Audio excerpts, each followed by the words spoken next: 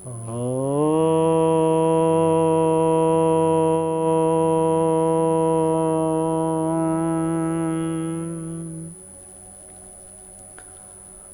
Nepali television हेरिरहनु भएका सम्पूर्ण दर्शक वृन्दहरूमा यो योगी मधुसूदनको तर्फबाट नमन गर्न चाहन्छु र हामीले सदा चाहिँ त्यो अन्तस्करण र त्यसभित्र भएका अनेक प्रकारका वृत्ति र त्यो योगको बारेमा अन्तरङ्ग योगको बारेमा चर्चा गर्दै आइरहेका थियौँ र त्यो हाम्रो जीवनमा त्यसका समन्वय सन्तुलन र संयमता ती आदिद्वारा त्यसलाई ती जबसम्म हामी एउटा व्यवस्थापन गर्न सक्दैनौँ तबसम्म हामीलाई त्यसले त्यो नै अत्यन्त अशान्तिको अत्यन्तै पीडाबोध गर्ने खालको परिस्थितिहरू हामीलाई दिनेछ आदि इत्यादिको बारेमा हामी चर्चा गर्दै आइरहेका थियौँ। तर त्यसैमा पटक पटक दोहोरिने राग द्वेष र अभिनिवेशको स्वरूपको बारेमा आज हामी चर्चा गर्न गइरहेका छौँ। राग भने के हो, द्वेष भने के हो र अभिनिवेश भनेको के हो, कस्तो अवस्थामा हामी रोतो अन्तस्करणमा बसिरहेको छ। जब यी चिजलाई हामी भित्री रूपले त्यसलाई महसुस गर्न सक्दैनौँ अर्थात् त्यसलाई बोध गर्न सक्दैनौँ र त्यसका प्रभाव बारेमा हामी जानकारी लिन सक्दैनौँ भने अब हाम्रो जीवनमा यी चिजको अत्यन्तै सूक्ष्म रूपले प्रभाव परिरहेको हुन्छ र त्यसैको व्यवस्थापनलाई के भनियो त भन्दाखेरि योग भनियो। जोड्नु त्यो भित्र रहेका हामीहरूका अत्यन्तै विभिन्न भाववृत्तिहरू र त्यसका प्रभाव र त्यसका आकर्षणहरू र त्यसले पार्ने र ल्याउने परिणामहरू यो चिजमा जब हाम्रो जीवनमा सजगता हुँदैन तबसम्म के छ त भन्दाखेरि उल्झनै उल्झन दुःखै दुःखको अनुभूति गराइदिने छ। यस्तो प्रकारको यो हामी भित्रै अन्तस्करणमा बसेको त्यो दिव्य शक्ति अर्थात् त्यो सत्ता हो। र यहाँ के भन्नुहुन्छ त भन्दाखेरि सुखान सैराग बडा मिठो छ। साधना पाद 7 मा पतञ्जलि बडा सुन्दर यसको चाहिँ बोध गर्नुभएको छ र सुन्दर उहाँको अनुभूति छ। कस्तो छ त त्यो भन्दाखेरि सुखानुसैराग मेरो जीवनमा सुख होला अर्थात् भोग गर्ने तीव्र इच्छाहरू जब मनभित्र जाग्छ र त्यतापट्टि ती हामी अत्यन्त आसक्ति भएर लाग्छौँ भने त्यो नि के हो त भन्दाखेरि त्यसैलाई भनियो राग। त्यो राग छ। त जे संसारमा यहाँ भएका वस्तु सुन्दरी भन्दा सुन्दर अरूको देखा सिखियोस् अर्थात् त्यो अहङ्कार वृत्तिवश होस् अर्थात् म त्यो ठाउँमा पुग्नुपर्छ त्यो मुकाम मैले हासिल गर्नुपर्छ आदि इत्यादि जब यस्ता सोच चिन्तनहरू हाम्रो जीवनमा रहन्छन् तब ती के हुन्छ त भन्दाखेरि त्यो रागबाट हामी आसक्त भइदिन्छौँ। त त्यस्तो प्रकारको हाम्रा मनोगतिहरू हामी भित्रै छन् र ती मनोगतिहरूले हामीलाई अत्यन्तै उल्झनतिर अत्यन्तै अशान्ततिर लगिदिने भएको हुनाले गर्दाखेरि यतातिर हामीले बुझ्न जरुरत छ त्यो राग भने के हो, त्यसको हाम्रो जीवनमा के प्रभाव छ आदि इत्यादि जब हामी बोध गर्न सक्दैनौँ तबसम्म जीवन एक प्रकारको अत्यन्तै त्यो व्याकुलता व्याग्रता त्यो अशान्तपन त्यहाँबाट आइरहेको छ है भन्नुहुन्छ। त्यसै गरी दुखानुसयी द्वेष द्वेष के हो त भन्दाखेरि त्यस्तो प्रकारको जब हाम्रो रागहरू हामी भित्र हुन्छ त्यस्तो प्रकारको तीव्र आसक्तिहरू अर्थात् त्यो भोग गर्ने, प्राप्त गर्ने र त्यो भोगबाट आएका ती क्षणिक सुखको बसमा परेर ती चिजहरूलाई हामी प्रयोग गर्न चाहन्छौँ, उपयोग गर्न चाहन्छौँ भनेदेखि अब त्यो नमिल्दाको अवस्थामा चाहिँ मन विक्षिप्तता हुन्छ र त्यो विक्षिप्तता अवस्थामा त्यो द्वेषले चाहिँ त्यस्तो प्रकारको अवस्था सिर्जना गरिदिरहेको छ। त्यस्तो प्रकारको त्यसको स्वरूप र शक्ति र सामर्थ्य छ। बडा सुन्दर अनुभव र अनुभूतिहरू बडा राम्रो छ। यो त्यत्तिकै सान्दर्भिक छ आजको समयमा। त यी चिजहरू जब हामी बुझ्दैनौँ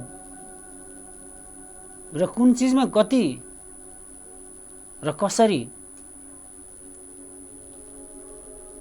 त्यो एउटा ती सीमाभित्र राखेर हाम्रो जीवनमा ती चिन्तन शैलीहरूलाई हामी अगाडि बढाउँछौँ। यसमा नि हाम्रो परनिर्भरता भएको हुनाले गर्दा यतातिर अब हामी सजग हुनु जरुरत छ। होइन भने जीवन अत्यन्तै आसक्त अर्थात् रागै राग, दोषै दोषसँग जीवन व्यतीत हुनेछ र अनायास शत्रुता कमाउन गइन्छ। अनायास त्यहाँ अनेक प्रकारका झन्झटहरू हामी मोल्न थाल्छौँ। अनेक प्रकारका ती चिन्तनहरू हामी भित्र पलाउन थाल्छ र अनेक प्रकारका रोग आदि ग्रस्तहरू हाम्रो शरीरमा देखा पर्न थाल्छ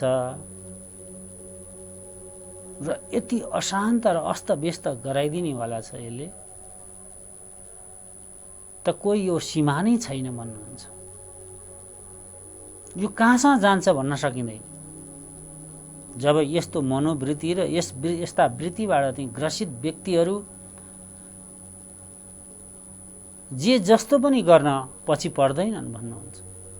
त्यो एक प्रकारको मनोरोग पनि हो भनेर भनिन्छ। यस्ता प्रकारका वृत्तिहरूबाट जो व्यक्ति ग्रसित हुनुहुन्छ, जसलाई यस्ता अत्यन्तै महत्त्वाकांक्षा छ जीवनमा, महत्त्वाकांक्षा र अति महत्त्वाकांक्षा,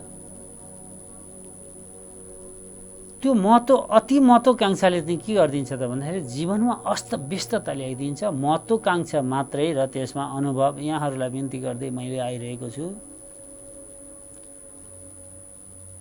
अनुभव र दक्ष मान्छेको अथवा सद्गुरुको र त्यस सम्बन्धी विज्ञ व्यक्तिहरूको यदि सहारा लिएर गएर कुनै महत्त्वाकांक्षा लिइन्छ भने त्यहाँसम्म ठिक छ। तर अति महत्त्वाकांक्षा त्यो सदैव वर्जित छ। अति सर्वत्र वर्जयेत्। बडा सुन्दर छ। अब त्यसै गरी चाहिँ के भन्नुहुन्छ त भन्दाखेरि अभिनिवेश स्वरसवायी विशुषुपी तथा रूढो अभिनिवेशः। अब यी यस्ता दुई चिजबाट जब हाम्रा जीवनमा राग र द्वेषहरूबाट ग्रसित भएर हामी कर्महरू गर्न थाल्छौँ, त्यो कर्ममा चाहिँ के छ त भन्दाखेरि अत्यन्त तमोगुण वृत्ति भएको हुनाले गर्दाखेरि अब हाम्रा चाहिँ हरेक मान्छेसँग व्यवहारहरूमा त्यस्तै प्रकारका असहज व्यवहारहरू हुन पुग्छ अरे। त्यो असहज व्यवहारबाट चाहिँ हामीले चाहिँ अनायास अब त्यसमा के गर्छौँ भने शत्रुता कमाइरहेका हुन्छौँ। वाणीमा संयमता नहुने र मनमा स्थिरता नहुने, परिस्थिति के थियो कस्तो थियो त्यतातिर हेका नदिने, मनमा जुन वृत्ति आयो त्यसैको आक्रोश पोख्यो। बडा सुन्दर प्रसङ्ग छ। जोसँग जति शक्ति र सामर्थ्य र उसको कार्यशैली अथवा संस्कारादिबाट उसले चाहिँ प्राप्त गरेको छ, त्योभन्दा बढीको अपेक्षा त जीवनमा अरूबाट गर्न सकिँदैन नि। त्योभन्दा अपेक्षा बढी गर्नु भने त्यो महामूर्खपन हुनसक्छ। त्यो अपेक्षा गर्ने मान्छे पनि त्यत्तिकै दोषी छ, यहाँ भन्न खोजिएको यो। र जो जति शक्ति र सामर्थ्य छ, उसँग अनुभव छ, ऊ त्यो कार्यमा कार्य सम्पादन गर्ने उसँग सामर्थ्य छ, त्योभन्दाको बढी अपेक्षा लिनु र त्योभन्दा बढीको चाहना राख्नु, योभन्दा मूर्खता के हुन सक्छ संसारमा। र त्यस्तो गर्नु हुँदैन। त त्यस्तो गरियो भने के हुन्छ त जीवनमा भन्दाखेरि त्यो राग र द्वेष चाहिँ हामीभित्र अनायास पलाउन थाल्छ र अन्तमा गएर त्यो राग र द्वेषले हाम्रा व्यवहारहरू, आचरणहरू यति तल्लो स्तरमा पुर्याइदिन्छ जताततै पनि अब हाम्रा जहाँ जहाँ बाधक परे अरूलाई दोष दिने, अरूलाई चाहिँ तपाईँको अरूको कारणले भएको भन्ने यस्तो प्रकारका भ्रम हाम्रो जीवनमा सिर्जित हुन्छ र त्यस्तै प्रकारको आचरण गर्न थाल्छौँ र त्यस्तै बोली व्यवहार आदि इत्यादि हामी गर्न थाल्छौँ र त्यसबाट जीवनमा अरूलाई पर्ने दुष्प्रभावहरूबाट के हुन्छ त भन्दाखेरि हामीसँग ती क्रोधित हुन्छन्, अर्थात् अनायास शत्रुता कमाइन्छ र जहाँ हाम्रो सरल सहज आनन्दसँग काम बन्ने थियो त्यहाँ पनि अब हामीलाई अप्ठ्यारा परिस्थितिहरू सिर्जित हुन थाल्छन्। के कारणले भन्दाखेरि हाम्रै व्यवहारका कारणले, हामीद्वारा नै ती अभिव्यक्त भएका व्यवहारिक पक्ष हुन् अथवा अव्यवहारिक पक्ष हुन्। जस्तो राग द्वेष घृणा मनमा पालेर बस्ने, त्यस्तै खालको अभिव्यक्ति दिने, अरूलाई हेय गर्ने, अरूको आलोचना गर्ने, अरूको निन्दा चर्चा गर्ने, यो सारा चिज के हो त भन्दाखेरि अत्यन्तै जीवनलाई अधोपतन लाने मार्ग हो। यस्तो यदि कसैको जीवनमा छ भने त्यसलाई तत्काल त्याग्नुहोस्। हेर्नुहोस् कति सुन्दर भाव छ दर्शन, त्यो हटाइदिनुहोस्, त्यो नराख्नुहोस्।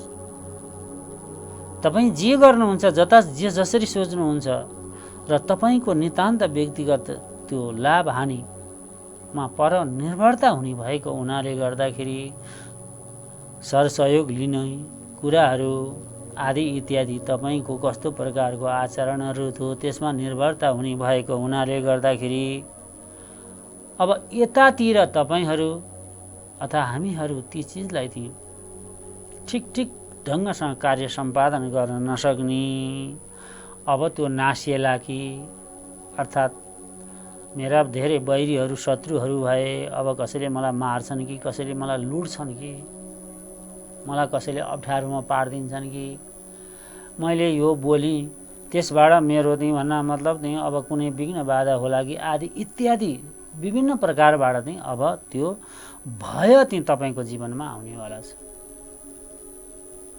किन ऐन शुद्ध कर्म नभएको हुनाले राग र द्वेषको त्यो परिबन्धमा परेर नितान्तै संकीर्ण र त्यो स्वार्थ तपाईँमा हावी हुन गयो।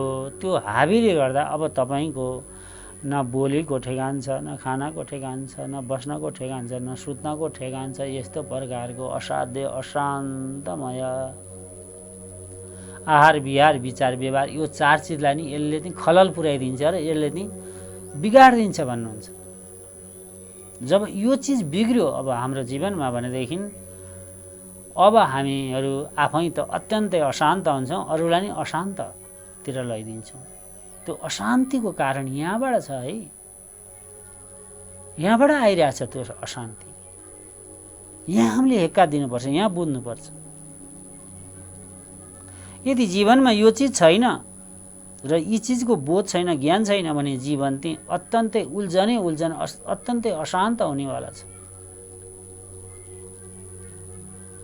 त अब तपाईँको कसैसँग पनि अब के सद्व्यवहार हुनेवाला छैन, जोसँग नि तपाईँको अब दुर्व्यवहार आदि इत्यादिबाट तपाईँ अब त्यस्तै प्रकारका दिनचर्याहरूको अनुसरण गर्दै जीवनलाई यापन गरिरहनु भएको छ र जीवनमा धेरै प्रकारका हन्डर धोकाहरू र दुःखहरूको अनुभूति गरिरहनु भएको छ। अब यस्तै प्रकारले तपाईँको जीवनमा त्यसले अत्यन्तै अशान्त गरिदिनेवाला छ। र यतिसम्म कि त्यो अभिनिवेश भनेको के भन्न खोज्नुहुन्छ त भन्दाखेरि भए यसो गर्दा नि बिग्रिला, उसो गर्दा नि बिग्रिला, यता यसो गर्न गयो, केही कर्महरू सोच्यो त्यो त भइदिएन भने सर्वनाश सत्यानाश हुन्छ भन्ने आदि इत्यादि मनमा यस्तो प्रकारको भय। त यो राग र द्वेष र यो हाम्रो जीवनमा यो अभिनिवेश यदि छ भने त्यसले कता लैदिन्छ त भन्दाखेरि यहाँहरूलाई चर्चा गरेको जस्तो संकीर्ण र त्यो स्वार्थ त्यो आफै त्यो नबोलाइकन आउनेवाला छ। अब यो राग द्वेष र अभिनिवेश छ हाम्रो जीवनमा र संकीर्णता र त्यो घृणा अर्थात् त्यो स्वार्थ अब जब हावी हुन थाल्यो, अब तपाईँभित्र त्यो सङ्गठित भएर ती नकारात्मक वृत्तिहरूको एउटा सङ्गठनै तयार भयो। अब त्यो सङ्गठन र त्यस्ता प्रकारका चिन्तन शैलीबाट अब तपाईँमा त्यो चेत अथवा त्यो शुद्ध चैतन्य स्वरूप, त्यो शुद्ध स्वरूप र तपाईँले गर्नुपर्ने कर्तव्य बोधहरू तीबाट विमुख भएर नितान्तै व्यक्तिगत लाभमा चुर्लममा डुब्न थाल्नुहुन्छ र अब तपाईँको जीवनमा अन्धकार प्रवेश हुन थाल्यो। कति सुन्दर छ हो। अब त्यही अन्धकारबाट चाहिँ तपाईँ के छ त भन्दाखेरि उज्यालो म दिन सक्छु भन्ने भ्रम मनमा पालेर अनेक प्रकारका आश्वासनहरू मिठासहरू बाँड्न थाल्नुहुन्छ। प्रत्येक मान्छे देखाउनु नि त, कोही भेट भयो कि मसँग यो योग्यता, मसँग यस्तो उस्तो आदि इत्यादिको चाहिँ तपाईँ चर्चा गर्न थाल्नुहुन्छ। भएको सम्म चर्चा गर्नु त ठिकै होला, नभएका पनि अब तपाईँको तानाबानातिर चाहिँ त्यसले आकर्षित गरिदिन्छ र त्यस्ता नभएका चिजहरू अतिशोक्ति कुराहरू पनि अब स्वत तपाईँको जीवनमा कतिखेर प्रवेश गर्छ थाहै पाइँदैन अरे। र त्यो अभिव्यक्ति अथवा त्यो व्यवहार गर्ने मान्छेले पनि त्यो कतिखेर हेक्कै पाउँदैन। बोल्दै जाँदा अब गरेको नगरेको, अरूले गरेका कुराहरूमा पनि जस लिन उद्धत हुन्छ। यस्तो प्रकारको त्यो नीच स्वभाव स्वत तपाईँभित्र प्रवेश गर्नेवाला छ। त्यो नि तपाईँको पतनको सुरुवात हो। यतातिर तब जबसम्म मानिसले त्यो हेक्का र बोध गर्न सक्दैनन् तबसम्म जीवनमा यस्तै प्रकारका अनेक प्रकारका अप्ठ्याराहरू, विसङ्गतिहरू, चिन्तनहरू, अतिचिन्तनहरू आदि इत्यादिबाट ग्रसित भइरहन्छ र जीवन पुरै सिङ्गो जीवनै अशान्त बनाएर प्रस्तुत भइरहेका हुन्छन्। र स्वयं त्यो व्यक्ति अशान्त छ, त्यो व्यक्ति जहाँ गए त्यहीँ अशान्त बनाइदिन्छ। किन अनेक प्रकारका भावहरूसँग छ, अनेक प्रकारका आशातीत भावनाहरू छन्, अनेक प्रकारका कल्पना छन्, अनेक प्रकारका संवेदनाहरू छन्। अब यस्ता प्रकारका चाहिँ उसको जीवनमा चाहिँ अनेक अनेक प्रकारका जुन यहाँहरूलाई चर्चा गर्दै आइरहेको जस्तो त्यो अन्तस्करण र अन्तरङ्ग जगतमा त्यो एउटा ठुलो नि तपाईँको हलचल अथवा त्यो आधी बेरी नि त्योभन्दा पनि ठुलो त्यस्तो भयावह परिस्थितिहरूको सिर्जना भइरहेको हुन्छ। तर पनि हामी जबरजस्त मलाई ठिक छ, शान्ति छ, राम्रो छ भनेर भनिरहेका हुन्छ, आफूले आफूलाई ढाँटिरहेका हुन्छ। यो विचित्रको परिदृश्य छ। जब यतातिर जब मानिसहरूको ध्यान जान सक्दैन, त्यो अन्तरङ्ग जगत अन्तस्करणको बारेमा बोध गरेर त्यसलाई साधनाद्वारा संयमित बनाउने, यतातिर मानिसहरू अग्रसर हुँदैनन् भने जीवनमा उसको त्यो सुख शान्ति बडा धेरै टाढा छ, त्यो आउनेवाला छैन, त्यो प्राप्त गर्न सक्नेवाला छैन। बडा प्रष्ट सुविचार प्रष्टसँग भनिदिनुहुन्छ, सजिलो सरल भाषामा बताइदिनुहुन्छ। अब छैन महाराज तपाईँको जीवनमा सुख शान्ति छैन होला, तपाईँले तामस विद्या तम विद्याबाट पनि जबरजस्त रूपले हठकाद्वारा धन सङ्ग्रह गर्नुहोला, मान सम्मान सङ्ग्रह गर्ने कोसिस गर्नुहोला, भएको जस्तो भयभीत बनाएर गर्नुहोला, तर पनि त्यसको कुनै औचित्य छैन, कुनै अर्थै राख्दैन। जस्तो जस्तो कर्मबाट चाहिँ हामीले सङ्ग्रह गर्छौँ त्यसको त्यो सङ्ग्रहित धनमा पनि त्यसको प्रभाव पर्ने भएको हुनाले जसले त्यो धनहरूको उपयोग गर्छ उनीहरूको बुद्धि पनि त्यस्तै प्रकारले चाहिँ बिग्रेर गएको हाम्रा ऋषि महर्षिहरूको धेरै अनुभव छ। त यसै प्रसङ्गमा म यहाँहरूलाई चाहिँ एउटा कथा सुनाउन गइरहेको छु। एकजना सन्त पुरुष राजाको महलमा जानुभएछ अतिथि भएर, र सन्त पुरुष महापुरुष आएको देखेर त्यहाँका राजाहरू, त्यतिखेरका राजाहरूले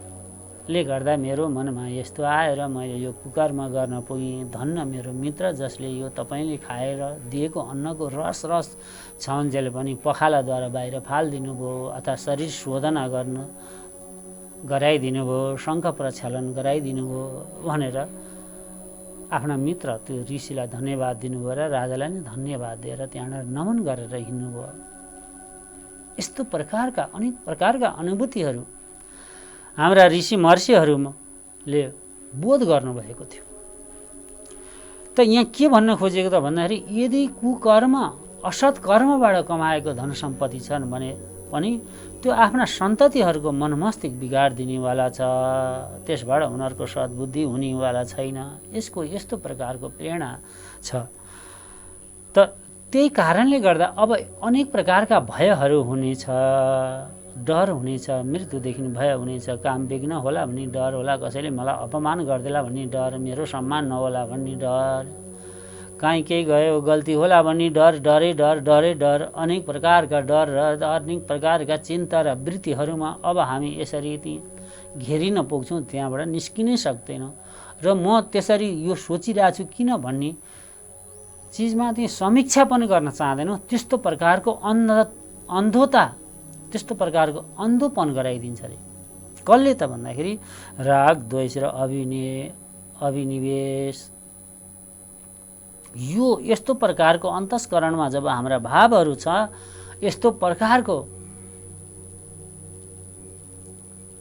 त्यसको स्वरूप तयार भएर सूक्ष्म रूपले चाहिँ भित्री रूपले त्यो सत्ता कायम भइरहेको हुन्छ र त्यस्तो प्रकारले स्वचालित गरिदिरहेको हुन्छ हामीलाई। त्यतातिर बोध गर है भन्न खोजेको। र यम व्यति हन्तारम यश्चैन मन्नते हतम उभौतौ न बिजानीतौ नायम हन्ति न हन्यते भन्नुहुन्छ गीतामा भगवान श्रीकृष्ण। म मर्ने छु अथवा मार्ने, कसैले मलाई मार्दिने छन्, यी आदि जुन छ यस्तो भय ती जीवनमा सधैँ रहिरहन्छ अरे। यी दुवै सोच के हो त भन्दाखेरि यो अज्ञानतावश हुने। ज्ञान भएको मानिसहरूले त्यसरी सोच्दैन। तर ज्ञानी मान्छेले के सोच्छ त भन्दाखेरि न मलाई कसैले मार्न सक्छ, न म मर्छु। अर्थात् म यो धराधाममा घुम्न आएको छु केही समयको लागि, यहाँ बसेर यहाँ प्रकृतिको सबै सुख भोगहरू अनुभवहरू मैले बटुल्नुपर्छ, त्यस्तो जिज्ञासा लिएर म अगाडि बढ्नुपर्छ। यस्तो आदि सबैतिरबाट भएर निडर भएर जब जीवनमा कसैले आफ्ना कर्महरू गर्छन् भने त्यो नि त्यस्ता पुरुषहरू नि महापुरुष हुन्।